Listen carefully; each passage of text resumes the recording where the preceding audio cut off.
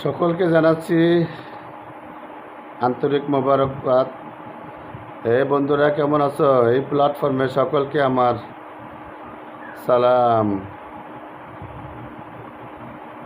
বেশি বেশি রবের বরত্বতা প্রকাশ করো, বেশি বেশি রবের প্রশংসা করো।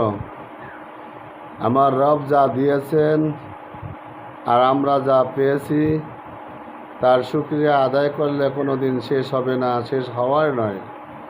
এই প্ল্যাটফর্মে সকলকে বলছি, ও বন্ধুরা, যে যেখানেই থাকো, যে অবস্থায় থাকো, আল্লাহ তাআলার হুকুম পালন করো, আল্লাহর বরত্বের কথা বলো, তাইলে কামিয়াবি হবে।